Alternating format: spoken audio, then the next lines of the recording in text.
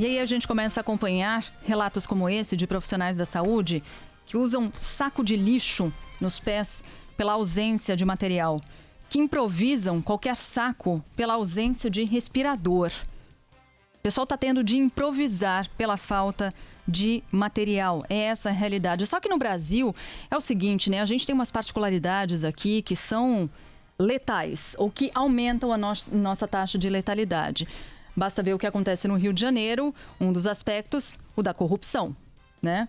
Flagrante, o Rio está aí para não nos deixar mentir. Há outras particularidades também. A demora, o tempo que se perde com questões laterais, com questões secundárias. A gente está falando aqui de uma fundamental, que é a proteção ao profissional da saúde. Sem o profissional da saúde, não tem combate a essa doença. Não tem como combater, não tem como salvar a gente.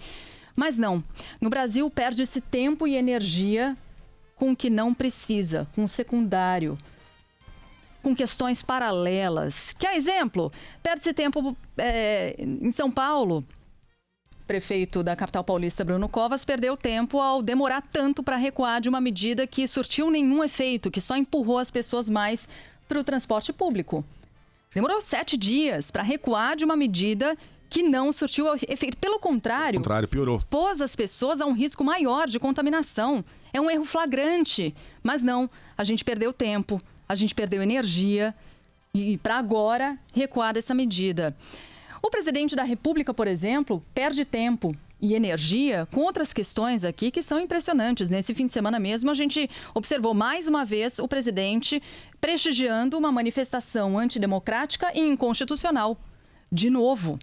O presidente da República perde tempo chamando o jornalista de idiota no cercadinho. Perde tempo ali lendo quase todo dia a manchete da Folha de São Paulo. Francamente, é um ombudsman da Folha, não tem mais o que fazer? Com tanto desafio, com tanto problema, no meio de uma pandemia. Ontem deu tempo do pessoal fazer uma série de flexões, aliás, aquelas flexões vagabundas com o joelho no chão, que mais parece um alongamento da coluna, durante um convescote ali do presidente, com uns caras esquisitos, usando roupa preta, boina vermelha na cabeça. Parecia um bando de milicianos. Teve tempo para que mais, Megali? Teve tempo até para volta de jet ski, teve tempo para negociar com o Centrão, tem tido tempo para negociar com o Centrão, teve tempo para trocar o ministro da Justiça, teve tempo para trocar o chefe da PF. Teve tempo para convocar um encontro que é muito importante com empresários, mas no qual nada foi discutido a respeito da recuperação da economia. O presidente perdeu tempo incitando empresários a não anunciarem na imprensa, a falarem mal dos governadores. Então, tá sobrando tempo, né? Aparentemente. Teve tempo para trocar os ministros da saúde, afinal de contas, né? Vamos combinar, o presidente da República, ele não quer um novo ministro, ele quer um espelho. Ele quer alguém que reproduza as próprias convicções, as próprias paixões, os próprios ódios. Ele não quer um ministro técnico.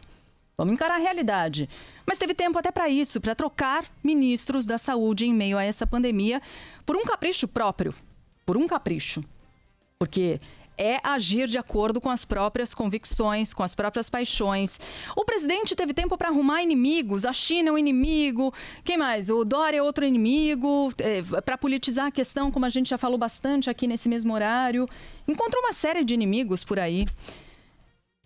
Quando o inimigo é um só, e a gente repete isso, é o coronavírus e essa crise que vem na esteira das contaminações.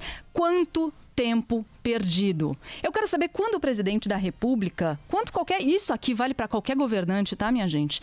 Qualquer um que esteja perdendo tempo com coisa que seja lateral. Quando vai ter tempo de ir a uma UTI? Ver qual é a situação de uma UTI.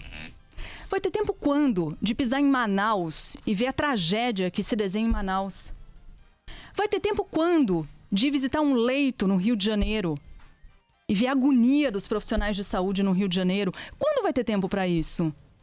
Será que vai dar tempo para isso?